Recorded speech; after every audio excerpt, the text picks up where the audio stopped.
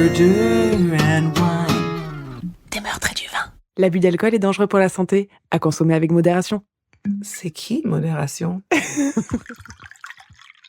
Bonsoir. Hey! How you doing? Bien et toi? Eh bien, écoute, ça va.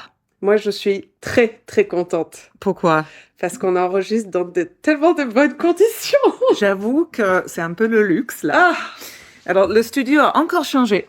C'est notre cinquième. Peut-être. Quatrième, je sais plus. Quatrième, oui. Mais en tout cas, là, au lieu d'être assise par terre, accroupie dans mon placard, qui est fort bon pour le son, mais pas bon pour le dos. Puis il faut pas se leurrer, hein, on a plus 20 ans. Hein. Non, se lever après pas une heure et demie, si on a la tchatch particulier, ben voilà. Donc non, là, on est dans mon salon, sur un grand canapé, bien comme il faut, bien placé. Le petit est avec le babysitter, et donc on peut se permettre ce luxe. Je suis fan. Ouais, c'est trop bien ce concept. On parle un peu de nous. Oui, qu'est-ce qu'on a fait récemment? Berlin, baby! Ouais, Comme c'était dirait très Joy. chouette. On est parti, 3 jours, je crois. 3 jours à Berlin. Ouais, dans un super hôtel, hyper bien placé. Enfin, on a choisi ça. En fait, on a choisi pour la chambre. Complètement. Vraiment, La parce chambre qu'elle était avait trop belle. Un beau papier peint ou peinture derrière le lit. On a fait, OK, Voilà, avec plein de fleurs. C'était take magique. my money.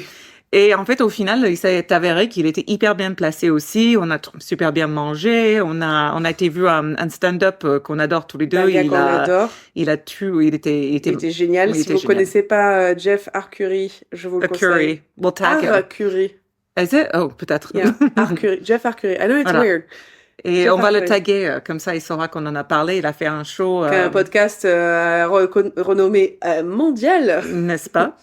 Voilà, donc c'était chouette. Et par contre, ce qui est assez affolant, c'est que donc on a été dans un restaurant italien avec des vrais Italiens, parce que bon, on n'était pas hyper enchantés par la bouffe. Surtout moi, en tant que végétarienne, German. j'ai envie de te dire que la grosse Ouais, saucisse, je... Non, non. Pas vraiment. Et du coup, il parlait vraiment italien. Et puis Charlotte, en fait, partout où elle va, elle comprend et elle parle toutes les langues. Donc, en fait, ça commence à m'agacer.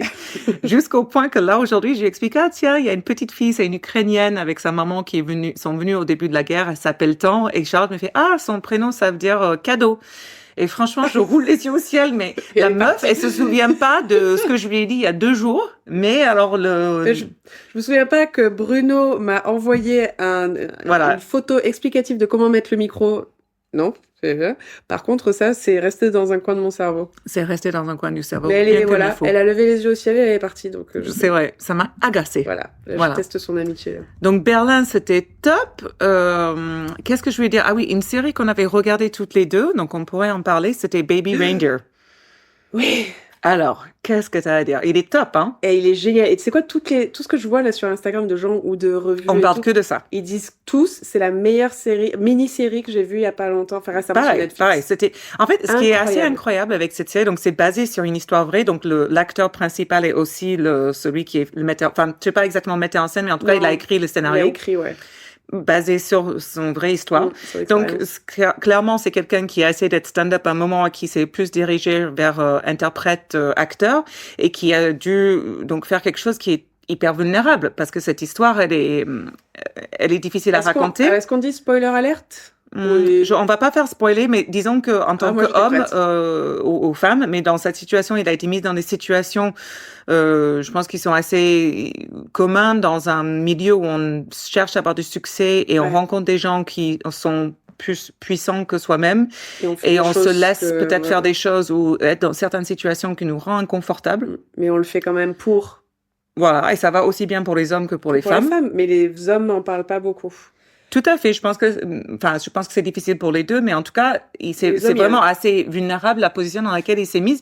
Puis même l'histoire en général, il se met pas forcément dans une jolie lumière. Non, pas du tout. En fait, chaque faille, chaque erreur, chaque chose qu'il va faire qui est complètement débile, il le dit. Donc, mais il y a vraiment un stigma en fait sur le harcèlement des hommes. Après, je dis pas qu'il faut, enfin, bien sûr qu'il faut en parler, mais en fait, je trouve qu'il y a quand même encore 2 poids 2 mesures. C'est-à-dire qu'il faut en parler. Je trouve que c'est très important d'enlever ce stigma-là, du harcèlement chez les hommes, du viol chez les hommes, etc. Mais par exemple, tu donc sais... là, t'as fait le spoil, hein. Non, si tu l'avais dit, j'ai pas dit. Et mais le truc, tu vois, là, il y a pas longtemps, il y a quelques mois, il y a un mec là qui est parti d'une relation abusive où sa petite amie le lacérer, lui casser les os, lui foutait des coups de poing, enfin vraiment horrible, horrible. Et il est enfin sorti, il a été invité sur des plateaux télé, il a eu des articles, énormément d'articles sur lui. Et d'un côté, je me dis c'est très très bien parce qu'il faut en parler. Mais d'un autre côté, je me dis pourquoi il a autant de lumière sur son histoire alors que les féminicides, Alors, il y en a c'est tous les jours. c'est ça la grande truc. En fait, quand tu regardes, alors j'avais lu, alors est-ce que je précise, mais c'est quelque chose comme dans les disputes familiaux où quelqu'un va, en fait, abuser de quelqu'un, soit physiquement ou émotionnellement, 40% c'est des femmes sur des hommes. D'accord? Ok. Le problème, c'est que les féminicides ou les homicides, c'est surtout des femmes qui en meurent, en fait. Oui. C'est-à-dire que des femmes peuvent être très Ils sont abusives vachement envers plus leur durs à tuer, conjoint, les mecs, hein. mais ne les tue pas. Ouais. Et en fait, c'est ça, en fait, la grande différence entre les deux. Après, l'abus, c'est de l'abus, hein. Je Ah bah, suis pas en clairement. train de trancher, de dire c'est pire d'un côté ou pire de l'autre. Moi non plus, moi je suis une vraie féministe, je veux l'égalité. Et puis, soyons clairs, tu peux sortir d'une relation sans en mourir, mais avec un putain de plaie ouverte et des séquelles pendant des années. Donc, énorme, voilà. Mais bon, énorme. voilà, je pense que la différence, elle est là quand même. Mais bon, après, voilà. Donc, sans rentrer non plus dans toute la politique là-dessus, l'histoire c'est une belle histoire. Super Elle a belle été histoire. racontée avec énormément de vulnérabilité et de Incroyable. courage. Les acteurs sont fantastiques. Les jeux d'acteurs sont fabuleux. La fille qui joue Martha, donc le stalker, Je suis fan. elle est ouf, elle est géniale. Enfin, vraiment, tout l'ensemble est fabuleux. Donc, regardez Baby Reindeer. Ça Ouais, s'appelle grande comme ça. Ou recommandation. Petit Renne en français, je crois. Petit Renne. Je sais pas. Je crois que Baby c'est ça. Reindeer, pour Baby moi, c'était Reindeer. ça. Et on vous le mettra sur le compte Instagram de toute façon, sur Bien sûr. les suggestions, mais top. Et juste dans un autre registre, si jamais vous avez le courage de le regarder plutôt en streaming, parce que, pardon aux autorités, mais bon, et je pense pas qu'on peut le voir en France, c'est une série télédocumentaire sur un stand-up black américain qui s'appelle Jared Carmichael. Et en fait, il est black, il est gay et il est sorti, enfin il est ouvertement gay que depuis peu de temps. C'est-à-dire il a eu un certain renommée, des amis, etc. Okay. En étant caché. Ouais. Et maintenant, il a commencé cette série en disant sa vérité, mais sa vérité entière. Pas filtré. Pas filtré. Alors du coup, c'est assez intéressant parce que tu juxtaposes les deux émissions où on raconte une certaine vérité, mais là c'est de la télé-réalité, hein, donc c'est vu sur notre lumière. Alors d'un premier abord, il est extrêmement charmant, il est drôle, on a envie de l'aimer, clairement.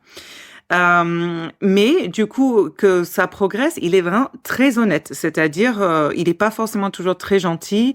Il trompe son mec, par exemple, tout le temps. Ouais. Ils vont suivre une thérapie ensemble, mais lui, il est fanat de sexe et il a été caché pendant tellement longtemps, c'est qu'il se refuse de rien. Disneyland. Tout à fait. Il est hyper narcissistique, il est hyper égoïste. À un moment dans l'histoire, il y a sa meilleure amie du lycée qui revient et qui veut essayer de devenir actrice à Los Angeles. Et donc, il va l'héberger un certain temps, mais très rapidement, au bout d'une semaine ou deux, elle énerve, il la supporte plus. Et du coup, il va jusqu'à même lui louer un appartement en lui disant, c'est pour toi, j'ai acheté ça pour toi, comme s'il a acheté le truc, sans lui dire, en fait, j'ai payé qu'un mois. Tu vois le type de connard. Sans lui dire. Sans lui dire, mais il le dit à haute voix à la caméra.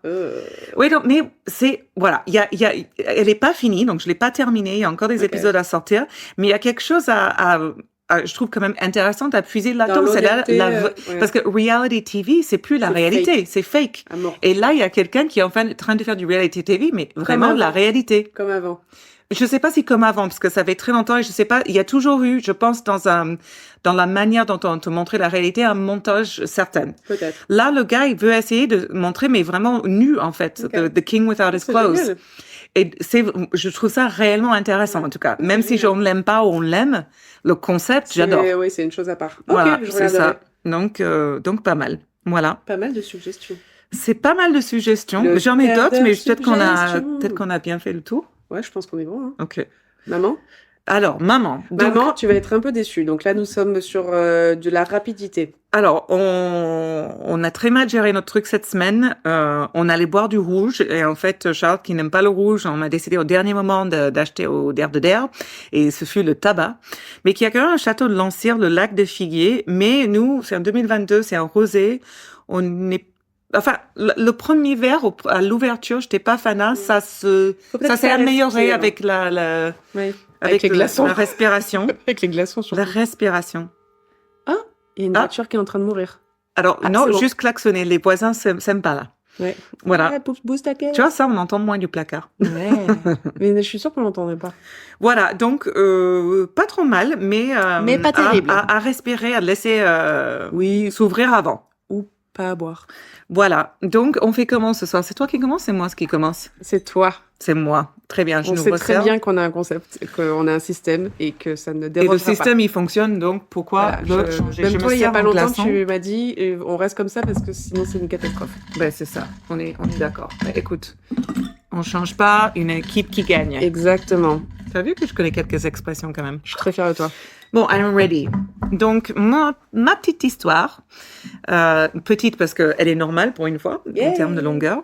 Donc, j'ai pas traduit le titre parce que je pense que toi, ça va te parler tout de suite parce qu'il y a quand même une certaine célébrité autour de cette histoire, sans être plus que ça. C'est l'histoire de The Boy in the Box.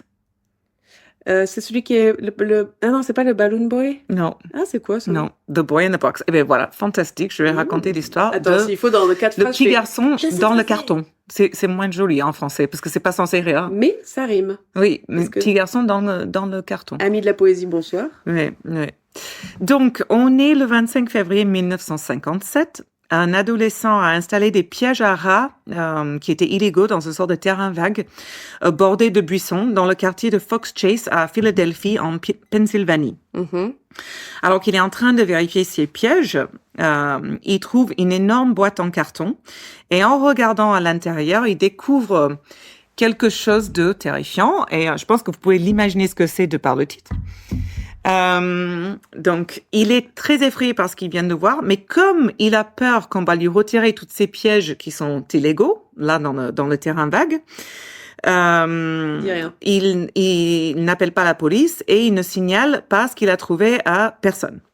C'est comment dire, la façon de la réflexion des enfants.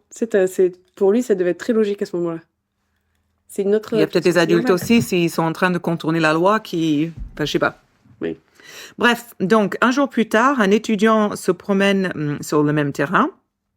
Lui, il est en train d'espionner des filles qui rentrent à leur pensionnat. Et là, il remarque quelque chose dans les broussailles. Il va s'enfuir et essayer d'oublier ce qu'il a trouvé. Et il ne veut pas porter plainte, mais il est quand même hanté par ce qu'il a trouvé. Et le lendemain, il va se confier à son prêtre. Il a quel âge? Un étudiant. Donc, pareil, là, c'était un adolescent. Là, c'est un étudiant. Il doit avoir la 15, vingtaine. 17, quoi. Non, un étudiant, c'est après le lycée, donc 18, 19, 20, Ok. dans ces taux-là. Voilà. Donc, le prêtre lui dit immédiatement d'appeler la police. La police, excusez-moi, qui est finalement appelée.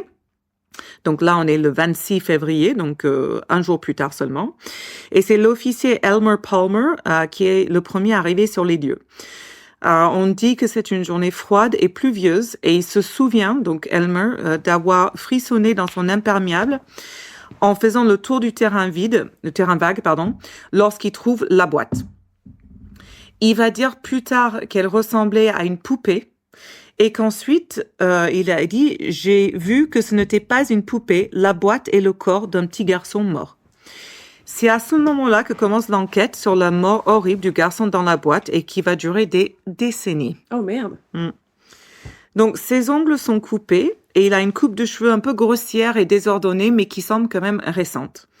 On va trouver des petits cheveux coupés sur tout son corps et donc, du coup, on peut supposer Oh, mais c'est supputé, mais. qu'ils ont été coupés vraiment récemment.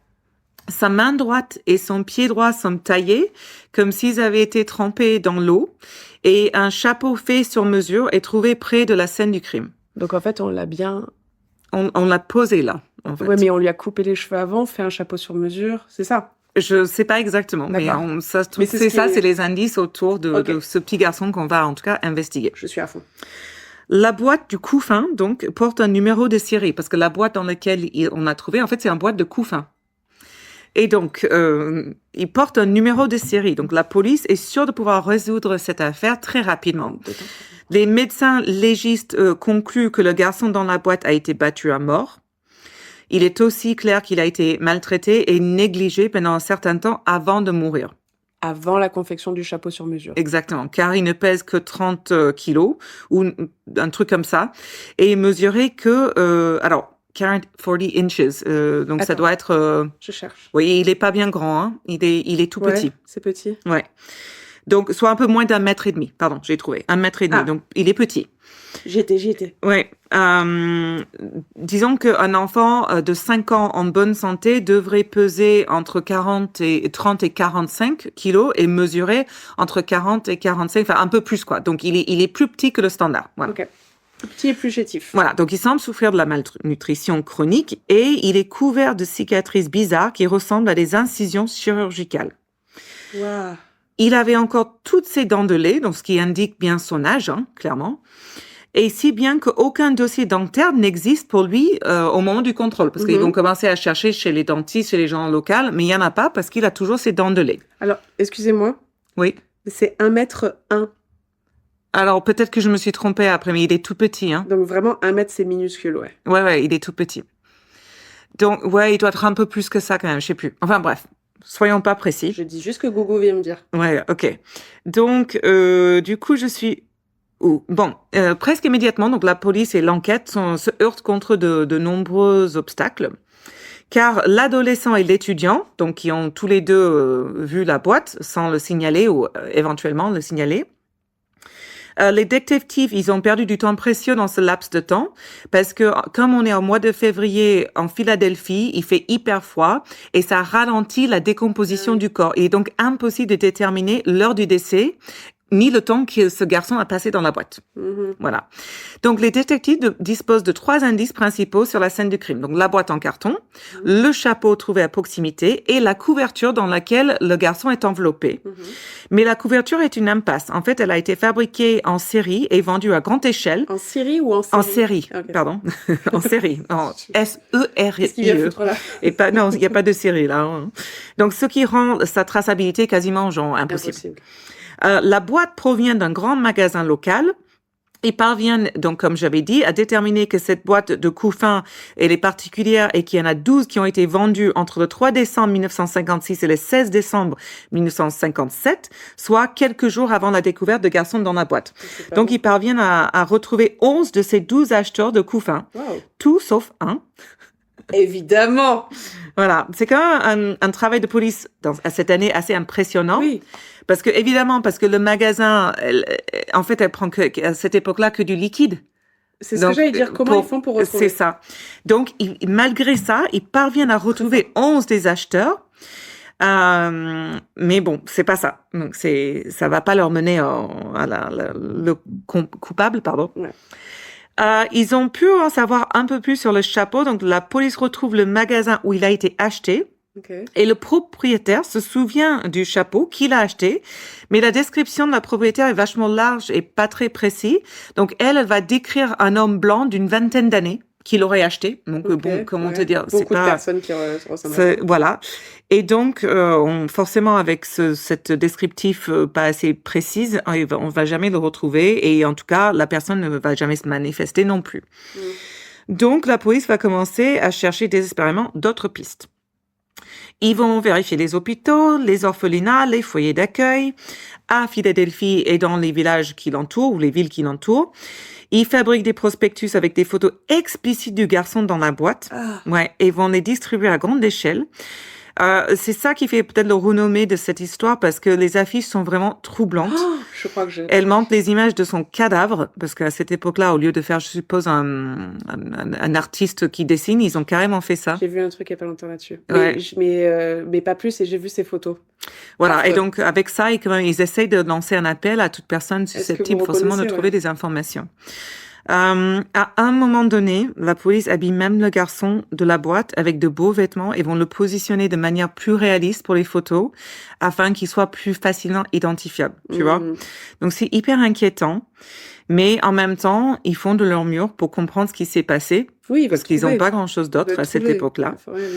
Et bien qu'ils aient suivi toutes les pistes et consacré vraiment toutes leurs ressources à l'enquête, l'affaire de garçon dans la boîte n'est pas résolue très rapidement. Donc, en fait, une fois les pistes vraiment épuisées, le garçon sera enterré dans un champ de potiers. De potiers, je sais pas ce que c'est. De potiers, de Potter's Field.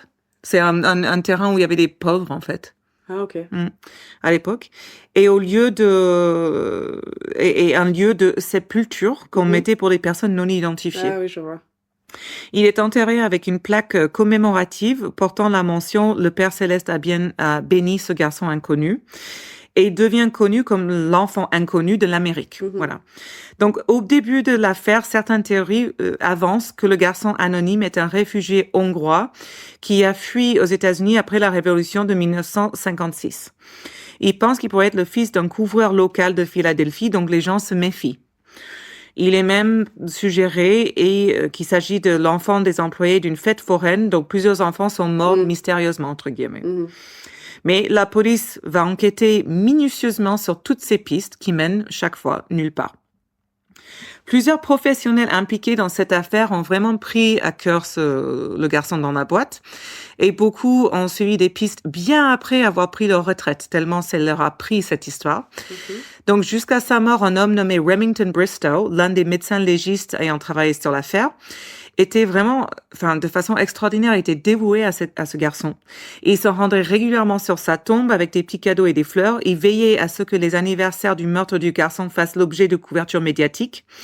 Il a même transporté un masque mortuaire représentant le visage du garçon dans sa mallette, de sorte que s'il examinait quelque chose où il parlait à quelqu'un, il pouvait immédiatement montrer le visage pour demander s'il lui était familier. Il était acharné, en fait, sur cette histoire. Il a dépensé des milliers de dollars, c'est de son propre argent, pour continuer son enquête. Incroyable. Et même si, pendant sa vie, il n'y a pas eu beaucoup d'avancées, Bristow a toujours cru que la technologie future aiderait à résoudre l'affaire. Ouais. Incroyable. Ouais, vraiment incroyable. Hein. C'est beau de voir quand même à une époque où les gens sont dévoués. Surtout à cette époque-là, je pense, c'est un peu particulier quand même. Ça a dû toucher, hein. Ouais. Ça a dû toucher. Ouais, vraiment. Donc, il y avait pas mal d'approches assez créatives en matière d'enquête. Donc, Bristow s'est souvent adressé aux médias et déclaré qu'il ne pensait pas qu'il s'agissait d'un homicide, qu'il pouvait s'agir d'un accident.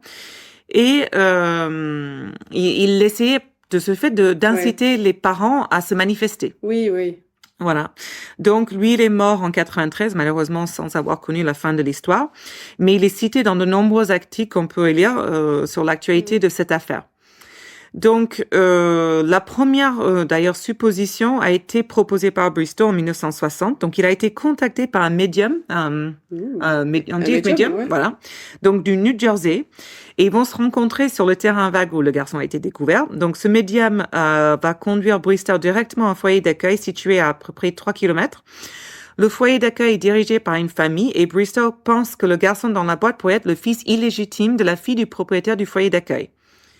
Malheureusement, malgré une enquête approfondie, cette théorie s'effondre et plus tard, en 98, un test ADN va innocenter la famille. Ok. Une autre théorie émane d'une femme de Philadelphie qui se fait appeler Madame, je sais pas, c'est coupé. Donc, Madame Truc. Madame Truc. En fait, en 2002, elle va raconter que ses parents ont acheté un petit garçon au milieu des années 1950. Elle affirme que sa mère était extrêmement violente, qu'elle gardait ce petit garçon caché dans la cave et qu'elle l'a torturé pendant des années. Elle se souvient qu'une nuit, le garçon a vomi pendant son bain après avoir mangé des fèves au lard et que la mère l'a battu jusqu'à sa mort dans un acte de rage. Oh, mon Dieu. Elle dit que la mère l'a obligé à l'aider à se débarrasser du corps dans un terrain vague où elles ont trouvé une boîte vide pour le cacher. Et elle raconte qu'un homme qui passait par là les a arrêtés, leur a proposé son aide. Elles l'ont ignoré et sont reparties. Enfin, je sais pas, c'est ça son histoire. Okay. Donc, les enquêteurs pensent que l'histoire est peut-être la clé de l'affaire, car il y avait une sorte de substance brune dans l'estomac du garçon quand il est mort, qui pourrait être les fèves au lard. Donc, il y a un petit... Quoi, les fèves au lard? Des fèves au lard. Ah, au lard? Lard. Pardon, au lard. Ok. L-A-R-D. I was like, fèves non, fèves au lard. Oh, c'est vraiment un repas... De l'époque. De l'époque. Et les Anglais, ils mangent encore ça. Hein.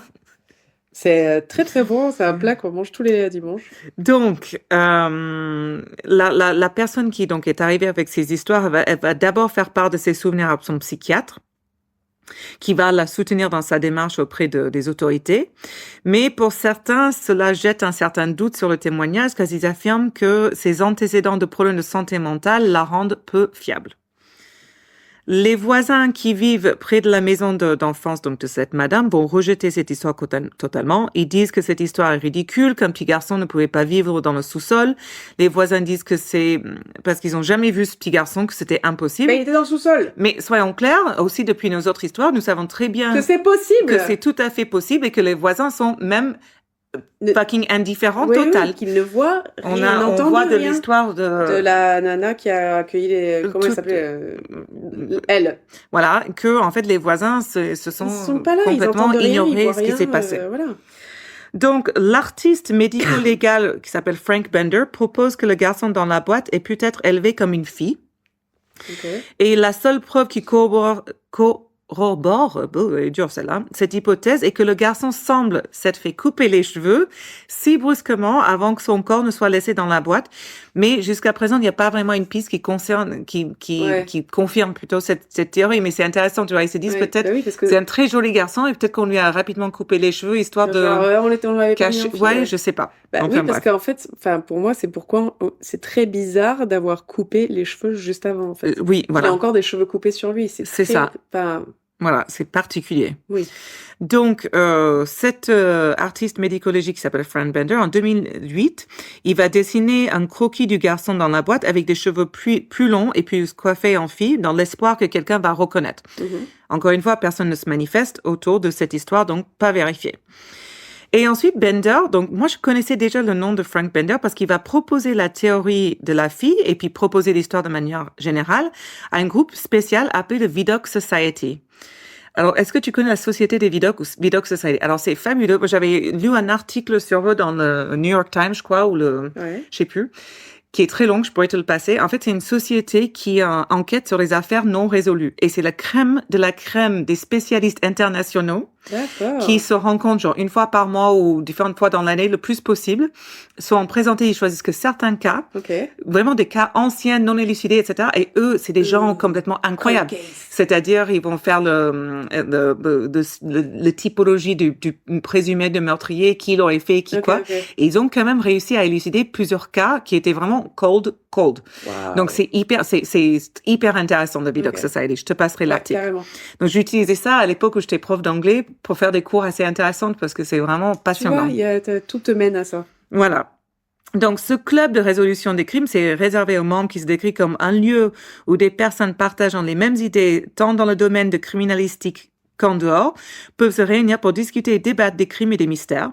Et ce club joue également un rôle important dans l'histoire de Garçons dans la boîte, car pratiquement toutes les théories évoquées jusqu'à présent ont été explorées par ce groupe. D'accord?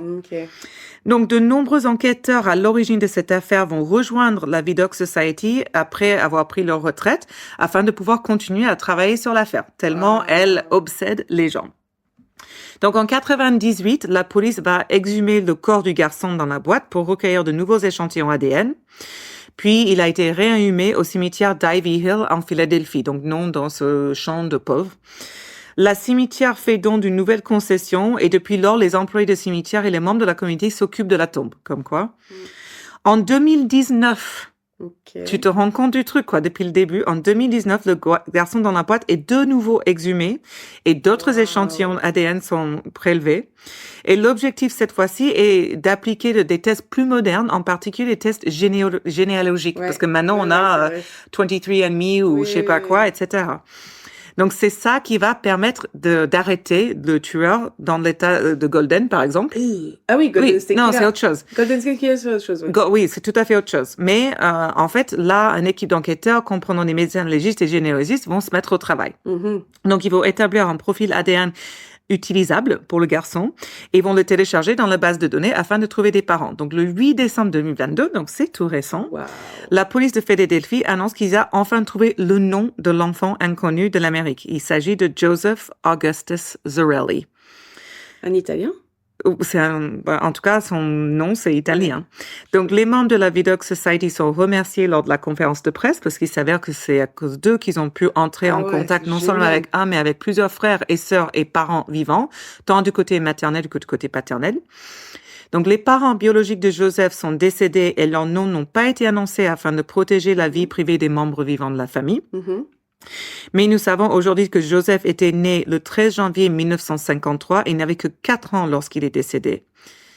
L'affaire est toujours en cours parce que, en fait, on sait juste qui il est aujourd'hui, mais on sait pas exactement ce qui s'est passé.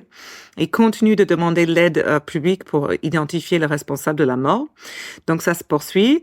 Mais lors de la conférence de presse, la police de Philadelphie a quand même indiqué qu'elle a créé cette technique généalogique de police scientifique pour d'autres affaires non résolues. Ouais. Et c'est quand même important parce que je sais que je raconte une histoire non résolue. Je sais qu'on déteste toutes les deux, mais elle est tellement fascinante. Toi, tu détestes plus que moi.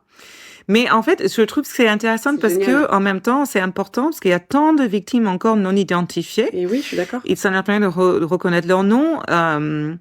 Et il y a, par exemple, il y a une fille dans la même ville, Philadelphie, la fille dans la boîte, découverte en 1962, et ça a été retrouvé dans presque des circonstances presque identiques à celles du garçon dans la boîte. Donc, on a clairement quelqu'un qui... C'est ça. Elle devait avoir entre 4 et 6 ans. Elle a été horriblement maltraitée, enfin, impossible à identifier. Donc, tu vois.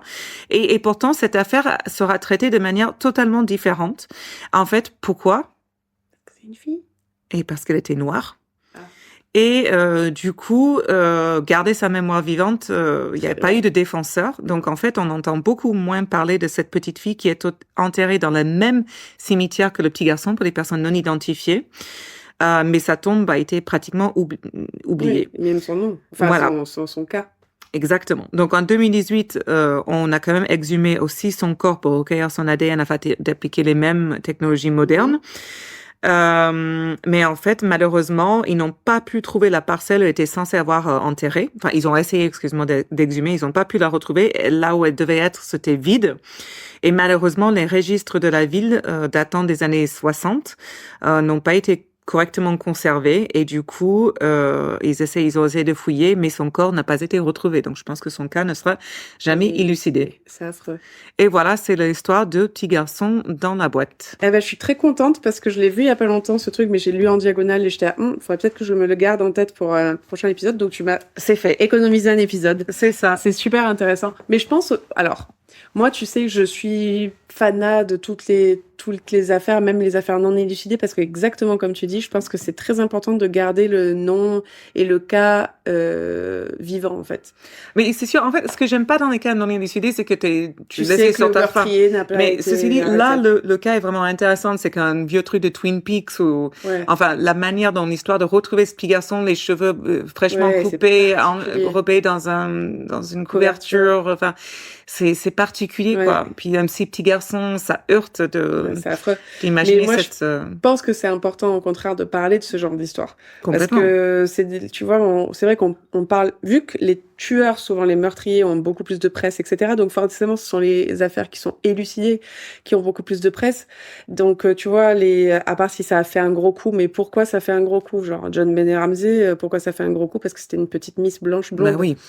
Le côté Miss aussi a fait que, mais bon, une petite blonde mignonne comme elle était, c'est Miss un peu sexualisé, tout ça. C'est ça. Mais tu vois, dans ton histoire, le garçon plus que la fille parce qu'elle était noire, etc. Enfin, et je trouve que c'est super important de parler de ces affaires parce que il faut qu'on garde. Bon, en tout cas, au moins marquer la différence entre les deux affaires. Ah oui, c'est le garçon, pendant plus de 70 ans, on va continuer à chercher.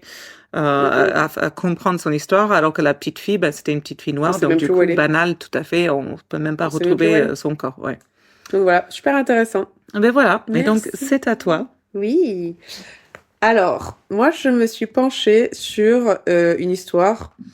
J'ai voulu faire quelque chose en rapport avec Berlin, du coup. Ah. Donc je suis allée voir. On a déjà fait le gars qui mangeait le corps des autres. Mais c'était pas à Berlin. Ou c'était en Allemagne. C'était en Allemagne, mais là, il avait mangé la grosse saucisse. Différent de nous.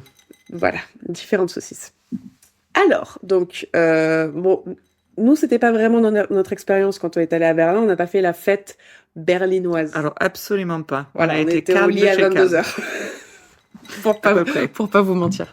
Peut-être un soir 23h parce que l'avion est arrivé à 22h. La fête, la fiesta.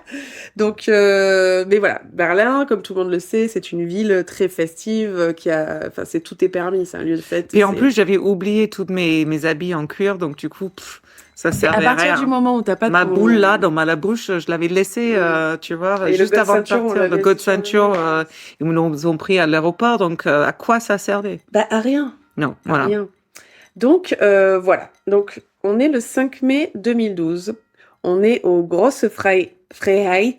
Alors, je ne sais pas comment ça se dit, mais je pense que ça se rapproche de ça. Moi, encore moins. Donc, c'est un bar gay-friendly. Donc, un serveur finit son shift, ferme le bar, commence à nettoyer, et puis il voit un gars sur le sol dans les toilettes.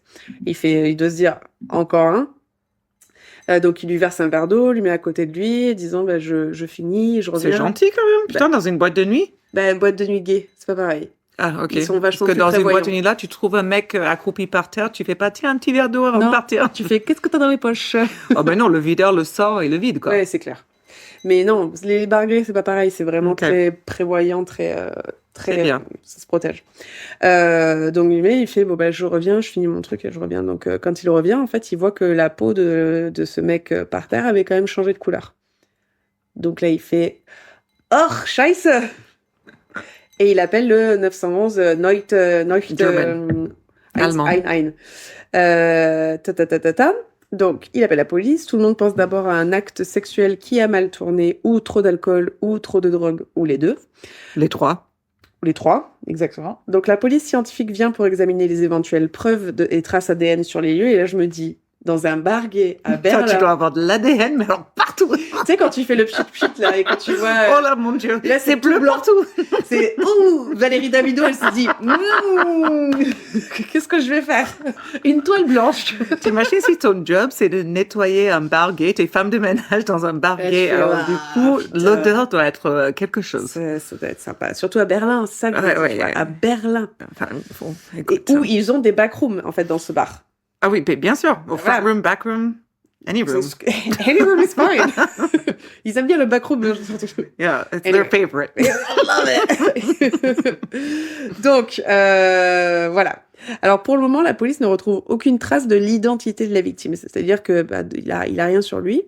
Le médecin légiste repère des signes de suffocation sur le corps, mais vraiment aucune preuve physique n'indique ça. Donc, la mort, il est pas sûr. OK. Il est vraiment pas sûr de la cause.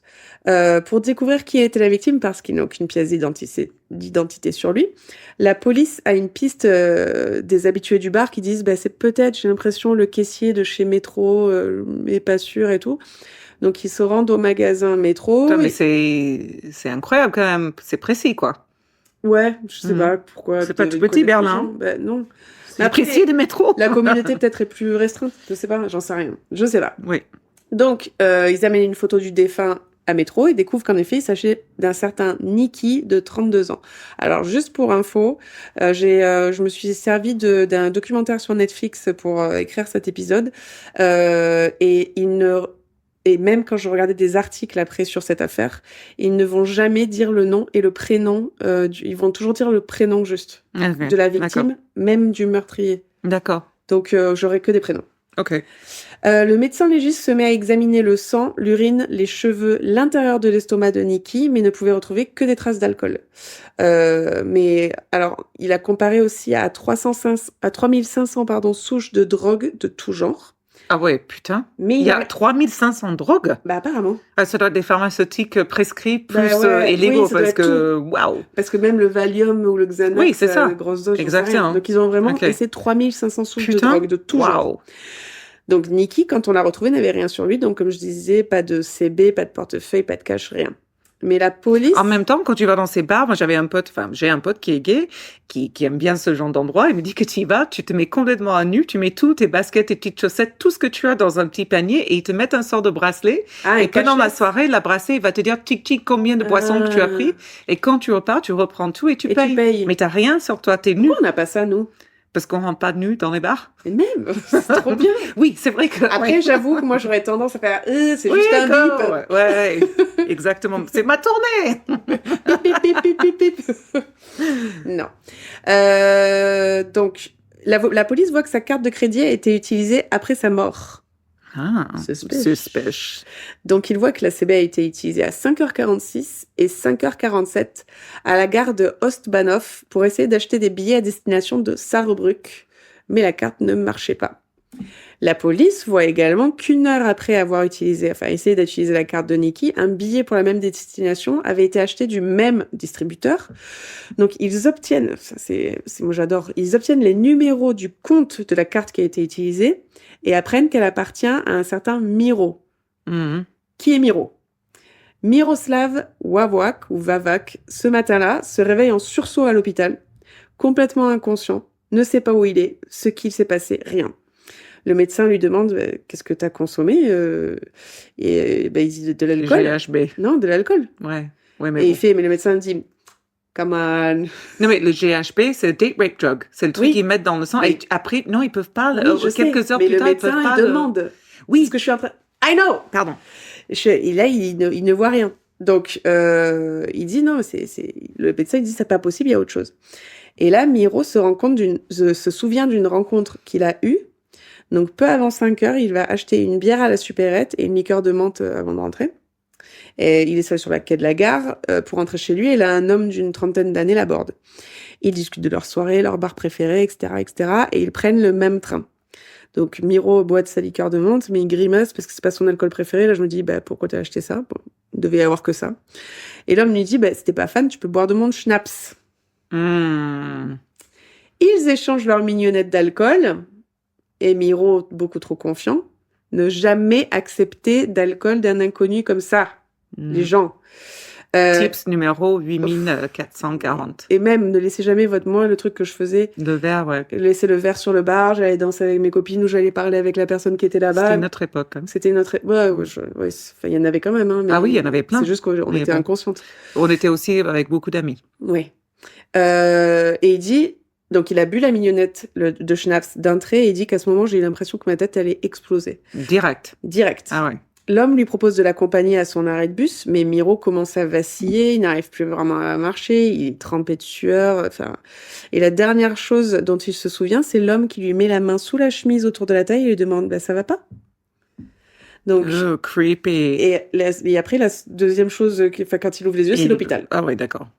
Le lundi, donc, il va à la police. On lui a volé son argent, sa carte bleue. Et juste après, la police criminelle l'appelle. Et il se dit, putain, ils ont vraiment envie de retrouver mon portefeuille, quoi. Ah ouais. Truc de fou. Oui, mais parce qu'il sait pas qu'il y a un mort. Voilà. Ah oui. Il sait pas du tout. En fait, la police veut récupérer les vêtements qu'il avait sur lui ce soir-là. Et s'il allait souvent au bar Grosse Freiheit. Mais lui, il n'avait jamais entendu parler de cet endroit. Et on découvre de l'ecstasy liquide ou GHB dans le système de Miro. Et en fait, après, dans le truc, il y a un scientifique qui dit, on appelle ça de l'ecstasy liquide, mais c'est pas exactement ça. Donc, je vais dire GHB. Thank you.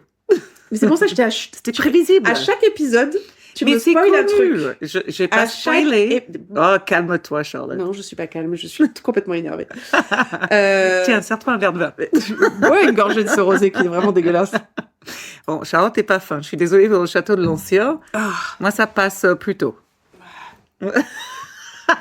Liar. Et là, un truc que je comprends pas, en fait, c'est qu'ils disent qu'ils demandent à ce que l'examen toxicologique de Nikki soit donc élargi, donc Nikki est la première victime, et qu'ils testent cette substance. Mais moi, je me dis, putain, dans les 3500 drogues qu'ils ont testées, il n'y avait pas le GHB? En fait, je pense que le GHB, il y a un test. Alors, je sais pas, j'ai ça aléatoirement, mais je sais que c'est très utilisé parce qu'en fait, on ne reconnaît pas de suite. Et donc, c'est une test peut-être un peu plus poussé. Mais quand tu testes avec des souches de drogue, tu te testes avec une souche GHB. J'en sais rien, bref, c'est ça que j'ai pas compris. Ils arrivent à déterminer que Nikki est bien décédée d'un empoisonnement au GHB. Donc, ils retracent alors avec Miro le trajet qu'il avait fait avec cet homme et les horaires, et ils arrivent à obtenir des images de caméras de surveillance. Et honnêtement, tu vois les images sur le documentaire, on dirait deux amis. Ah oui. Donc, forcément, personne ne va se souvenir de ça, quoi. Donc, si on résume, on a un meurtre et une tentative de meurtre en 1h30. Oui, ok. Ou, en tout cas, le deuxième, il essaie au moins, parce que le premier, la carte bancaire n'a pas fonctionné. Un peu avant 5h, et la carte d'après le meurtre, c'est à 5h46. Oui, donc... Donc, entre un peu avant 5h et à 5h46, il y a un meurtre et une tentative de meurtre et un meurtre. Le premier, la carte n'a pas marché, du coup, il achète le deuxième? Non, ok, j'ai pas compris. Non, je pense que t'as pas compris. Avant 5h, il voit Miro, il essaye de tuer Miro. D'accord. Il prend sa carte bleue, ça marche pas. Il va au bar gay, il tue Nikki, il retourne il prend la carte bleue aussi, il va à la gare, il essaye d'acheter un billet avec la carte de Miro. Donc entre un peu avant 5h et 5h46, il a fait une tentative de meurtre et un meurtre. D'accord, ok, Voilà. waouh. C'est Énorme. beaucoup dans une Énorme. soirée, quoi. C'est clair. La police tente de localiser le téléphone de Nikki car il n'avait pas été retrouvé. Ils s'aperçoivent que le téléphone a été lié à une carte SIM qui elle-même était liée à une personne physique parce que parfois c'est des fake profiles et tout. Donc première piste sérieuse. Ils réussissent à obtenir la photo de la personne sur la carte SIM, vont au bar pour voir si les gens reconnaissent, s'ils ont déjà vu cette personne. Ils disent oui, 99% sûr, il était au bar et effectivement on dirait bien l'homme sur les images de surveillance. Ils l'arrêtent. Et cet homme raconte qu'il était effectivement sorti avec des amis, puis ils se sont quittés, et lui est allé au Grosse Freiheit, où il a eu des rapports sexuels, et il est parti. Et en sortant, il a trouvé un iPhone par terre, il l'a pris, il s'est barré. C'est tout. Quand il comprend qu'il y a eu meurtre, et qu'il est devenu le suspect numéro 1, il fait « What, je vais peut-être vous dire la vérité, ce sera moins grave que ce qui va se passer après. » Il raconte, vous savez, quand on va dans les backrooms, en fait, on rentre, il y a déjà quelqu'un qui est à poil, qui nous attend les jambes écartées, et on y va, on fait notre affaire et on se casse. Ben oui. Et là, j'ai fait pareil, je suis rentrée dans une backroom, j'ai commencé à toucher les parties intimes d'un homme qui était là, installé. Il a pas réagi, je fais putain, ok, aucun intérêt, il est défoncé. Donc il a touché sa poche, il a senti un iPhone et il sait pas pourquoi, il peut pas l'expliquer, il a pris l'iPhone et il s'est barré. Ah donc, et c'est Nikki qui est déjà mort. Nikki qui est déjà mort. mort. Putain. Oh là, Quelle c'est horreur. coloc. On revient un peu en arrière. 9 jours avant le meurtre de Nikki, la mère d'un certain Alexander reçoit un appel de l'employeur de son fils, donc, lui disant qu'il s'était pas présenté au travail, chose qui était complètement inhabituelle pour lui. La mère se rend alors chez son fils et le voit sur son lit, décédé. La police examine le corps, mais ne voit aucune trace particulière de lutte ou quoi que ce soit qui pourrait donner un indice de ce qui s'est passé. La fenêtre était entrouverte et à part son portefeuille, un sac à dos et son portable qui avait disparu, tout était intact. Donc, il ramène le corps. Et le corps aussi était enveloppé de la couette. Okay. Genre très, très bien enveloppé. Il ramène le corps pour autopsie, mais ne trouve pas de cause visible du décès. A priori, la police ne voit pas encore le lien forcément avec les 2 meurtres, parce que c'est Berlin quand même, il y a beaucoup de morts malheureusement. Jusqu'à ce que la grand-mère d'Alexander lise un article dans le journal où on parle du ticket de train pour Saarbrück qui avait été acheté. Et elle se souvient qu'Alexander lui avait parlé d'un ami à lui qui vivait là-bas. Et de là, elle appelle la police. Le policier, au vu des similitudes, appelle le centre de toxicologie pour savoir si du GHB avait été retrouvé sur Alexander. Et forcément, oui. Et voilà, positif. On avait alors affaire à un tueur en série.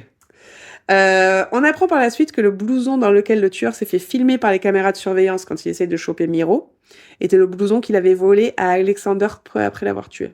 Okay. T'imagines cette non. Ouais, cette espèce de déni de condescendance de sa victime. Mais c'est plus que ça. C'est pas la déni, c'est pas la condescendance, c'est la fierté, c'est une trophée. Et c'est clairement un trophée. Alors, comment s'est passé le meurtre d'Alexander? Donc, le tueur a vu sur un site de rencontre gay qu'Alexander était un nouveau profil, ou avait un nouveau profil, l'a contacté via le site de rencontre, puis par le site de rencontre, puis par SMS. Ils se sont donné rendez-vous chez Alex le jeudi suivant. Le tueur a alors mis une fiole de GHB dans le verre d'Alex qui a bu sans le savoir, mais genre d'un trait, quoi, qui a failli recracher parce que ça devait avoir un goût affreux, mais il a avalé, il a bu 2 verres d'eau l'un derrière l'autre pour se laver la gorge. Il a commencé à se sentir mal, il comprenait pas ce qui lui arrivait, il s'est mis dans son lit et il est mort comme ça, en fait. Le tueur l'a alors enroulé dans sa couverture, a ouvert la fenêtre pour aérer, a pris le portefeuille, l'iPhone, tout mis dans le sac à dos, il a pris le blouson et il est parti. Puis, 11 jours après le meurtre dans la backroom, donc 11 jours après Nikki, on retrouve Peter, une autre victime, dans son lit, sur le ventre, avec la couverture bien remise sur lui, sans indice de lutte, violence physique ou sexuelle, rien. Ah oui, mort. Donc c'est un homophobe refoulé ou c'est quoi le En fait, tu vas voir après. Le tueur avait également rencontré sur un site de rencontre et lui avait donné rendez-vous. Donc la police recherche toujours le téléphone d'Alexander, mais ils arrivent à voir à qui il a envoyé des messages, et appelé, parce qu'on sait que les dernières personnes contactées par des victimes sont cruciales. Oui. Donc ils remarquent que des SMS ont été envoyés à un certain Dirk, mais ils ne parviennent pas à le contacter. Dirk Diggler. Dirk. Qui est Dirk? Déjà Dirk. Mm. C'était un enfant gentil, amical, sans problème, jusqu'au jour où, alors là, il faut que tu me suives, donc Dirk avait une tante, il habitait pas mal avec la tante. Le père de la tante, parce que la tante, Son grand-père. son grand-père, parce que la tante avait que 10 ans de plus que Dirk, donc elle D'accord. était, quand il avait 13 ans, elle en avait 23.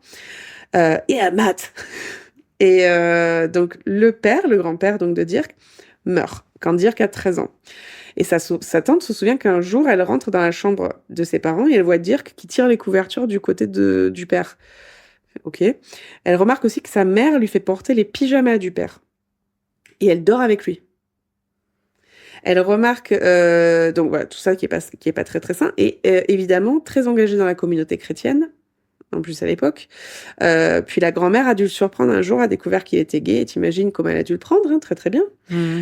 Et après, elle décrivait Dirk comme un espèce de dégoût pour elle. Enfin, vraiment, elle le rejetait complètement, elle l'a viré, et il part donc vivre à Berlin. Donc, ça, en fait, on va dire le truc de tueur en série, il est bien décrit, quoi. Ben ouais, c'est ça.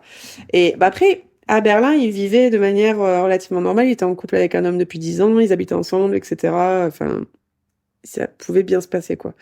La police arrive enfin à le contacter, l'emmène au poste pour le questionner, lui demande s'il est au courant des images de la caméra de vidéosurveillance et il répond très calmement « Oui, c'est moi ».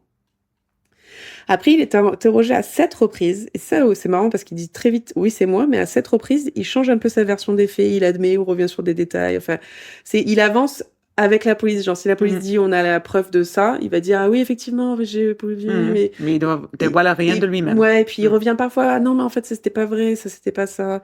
Enfin, bon, il essaye de les mener en bateau comme il veut. Il essaie de dire qu'il ne savait pas doser, juste genre oh, mais je sais, comme moi avec les pâtes, je sais jamais combien de quantité faut faire. Et que c'était juste pour un plaisir sexuel, alors qu'il y a aucune trace d'activité sexuelle quelconque. Et rien d'autre. Mais on apprend qu'il était infirmier. Et donc, avait il devrait reçu savoir doser correctement. une certaine formation un peu poussée quand même. Donc il savait exactement la dose qu'il fallait administrer pour qu'elle soit mortelle ou pas. Ouais. Donc on apprend après que la fameuse grand-mère est morte en 2006.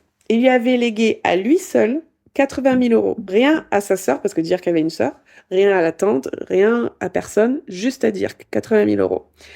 Et bizarrement, il était chez elle et elle a dit qu'elle se sentait pas bien, elle allait s'allonger dans son lit et dire que la retrouve morte. Enfin, affreux. Ouais. Le pauvre. Enfin, c'est pratique quand même en même temps. Oui. Ils ont donc exhumé la grand-mère. Et qu'est-ce qu'on trouve? Du GBBCH. Donc son procès commence en mars 2013 et Dirk P, c'est tout ce que j'aurais de son nom. J'ai essayé de chercher qui c'était et tout sur internet. Moi, j'ai pas trouvé. Si vous êtes meilleur que moi, c'est un truc de la loi allemande. Peut-être. Si vous êtes meilleur que moi, peut-être que vous trouverez. De toute façon, vous allez voir pourquoi on s'en fout. Condamné à la prison à perpétuité pour le triple meurtre de Berlin, avec une peine de sûreté de 15 ans. Il n'a jamais avancé de mobile ou d'explication pour les victimes. Donc pour les victimes, c'était particulièrement atroce en fait parce qu'ils n'ont jamais su pourquoi. Pourquoi t'as fait ça? Voilà, c'est souvent pour les familles que c'est dur ce genre de choses de pas savoir. Il dira je sais que je fais quelque chose d'interdit, de mal. Je le condamnerai si c'était quelqu'un d'autre. C'est les pulsions. Mais ça a satisfait quelque chose en moi. C'est ça, c'est juste des pulsions. 9 mois après le verdict, Dirk se suicide en prison. Eh ben, écoute, le contribuable n'aura pas à payer. Exactement. Que veux-tu? Voilà. Donc, on s'en fout de son nom en soi parce que il est mort, c'est pas comme... Il y a des gens qui sont mieux comme ça. Hein. Ouais. Il y a juste certaines personnes où par exemple, je voulais absolument retrouver, tu sais, les 2 enfants qui avaient tué le gamin en Angleterre. Oui. Qu'il avait pris et qu'il avait... Oh, c'était horrible. Et en fait, ils ont été après sous protection, witness protection. De mineurs. Ouais, ils ont donné d'autres noms et tout. Mais ensuite, ils ont tué, je crois, non? Il y a pas un seul comme ça? Un seul, mais je sais pas si c'était... je crois pas que c'était meurtre, je crois que c'était plutôt des agressions sexuelles, un truc comme ça, enfin, un truc pédophile horrible. Ouais. Et donc, lui, on l'a retrouvé forcément, mais je crois que l'autre, non. Écoute, après, je comprends l'intérêt de protéger les mineurs, mais... Oui, surtout qu'ils avaient 10 ans, mais bon, c'est chaud, quoi. Mais elle était dark, cette histoire. Ouais, j'hésite souvent à me dire est-ce que je la fais, mais je suis pas sûre. sais Écoute, à voir pour un épisode Si, futur. En voilà. tout cas, l'histoire, elle est très intéressante. Très intéressante. Je la connaissais pas du tout, mais bon, ça choque pas, je connais Ah, rarement. le Berlin? Ouais. Ouais, moi aussi j'ai bien aimé. Le documentaire est bien fait, franchement. Alors c'est en allemand, hein. Moi je me le suis tapé en allemand, sous-titré français, c'est mieux forcément. Mais super intéressant, je vous le conseille. Je le mettrai sur Instagram. Bon, ben voilà. Ben écoute, sur ça. Et sur ce, plutôt. Moi, je suis très contente d'avoir enregistré dans ces conditions On royales. était mieux. On va pouvoir se lever, mais comme Et ça. ça va pas faire clac clac clac. Et on vous souhaite un agréable temps entre le prochain épisode. Et n'hésitez pas à aller liker, vous abonner, nous laisser des avis. Oui. Charlotte en veut grave. oui, parce que je travaille tellement beaucoup pour cet Instagram et j'ai pas l'impression que ça marche. Par contre, là, je veux remercier toutes les personnes qui nous ont... On a pas mal de nouvelles personnes sur Instagram et écoutez, Hello. j'espère que ça vous plaît. Ouais. Donc voilà. Sur ce, bonne journée, bonne soirée ou bonne continuation. Voilà. Ciao! Bye. Si t'aimais ça, like and subscribe.